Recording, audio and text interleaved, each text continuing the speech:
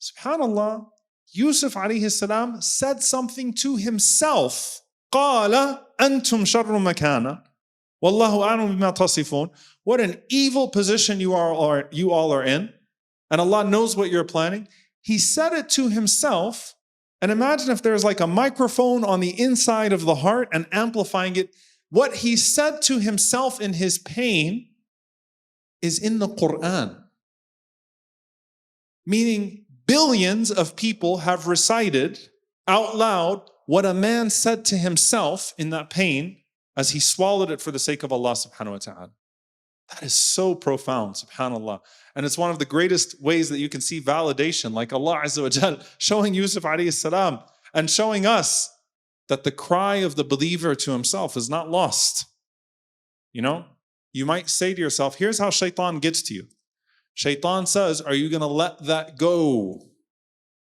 If you don't say anything, then the record won't be straight. You have to say this and you have to say that. Eggs you on, respond. Be louder than them. Be more aggressive than them. Do this, do this. And Allah subhanahu wa ta'ala is showing, just as He shows us with Zakaria alayhi salam in the corner of Al-Aqsa and these prophets as they made their silent du'as, du'a and khafiyya, that even the inner thought of the believer when he swallows for the sake of Allah subhanahu wa ta'ala, that Allah Azza wa Jal is recording that and that could be a source of great, tremendous reward for that person. Now here's the thing, subhanAllah, Halimun awahun munib. Every single one of them you see this. And the question that I asked in the very beginning, and it is an important question, is it healthy to suppress your emotions? No. But it is prophetic to redirect your emotions. That's what you see in all three of these prophets. They had a method of redirect to Allah subhanahu wa ta'ala. They took it from here, and then they brought it to Allah subhanahu wa ta'ala here. Everything they took, يَصْبِرُوا عَلَى أَذَاهُمْ الَّذِي يُخَارِتُ النَّاسَ وَيَصْبِرُ عَلَى أَذَاهُمْ. Everything they took from the people, they took back to Allah subhanahu wa ta'ala in ibadah. And that allowed them to be the amazing people that they were and to have that khuluq, to have that trait. إِنَّمَا الْعِلْمُ بِالتَّعَلُّمِ وَإِنَّمَا الْحِلْمُ بِالتَّحَلُّمِ. Knowledge is through seeking knowledge, and forbearance is through practicing it.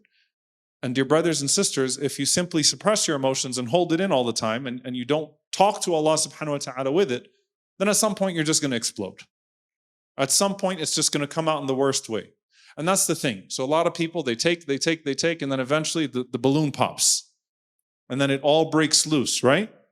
The prophets always had that valve. Every single night. They had that valve with Allah subhanahu wa ta'ala. Even subhanAllah, the scholars mention when Yaqub alayhi salam says to his sons, سَوْفَ أَسْتَغْفِرُ لَكُمْ رَبِّي. After it all came to be, Yusuf alayhi salam said, I forgive you. Right? When the brothers said to their father, after everything had been done, istaghfir lana, right, to seek forgiveness for us, he said, I will seek forgiveness for you. The ulama mention what? That Yaqub alayhi salam had a wird, he had a time where he would pray qiyamul layl at waqt al-sahar, at the time right before Fajr, the last third of the night. And so when he's saying, Sawfa astaghfiru lakum rabbi, that I will seek forgiveness, he's saying, in the last third, when I wake up and I do my qiyam, I will ask Allah subhanahu wa ta'ala to forgive you. I'll take that sincerity, because that's his release valve. So they didn't suppress their emotions, they redirected their emotions.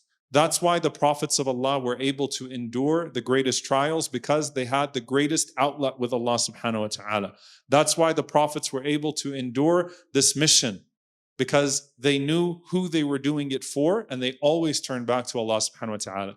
May Allah subhanahu wa ta'ala make us, as He described Ibrahim alayhi salam, Halimun awahun munib. May Allah Azza wa Jalla allow us to embody these traits and allow us to be in the mold of our Prophet sallallahu alaihi wasallam, and then joined with our Prophet sallallahu alaihi wasallam and the prophets and the martyrs and the righteous ones and the truthful ones. Allahumma ameen. Barakallahu feekum. Assalamu alaikum.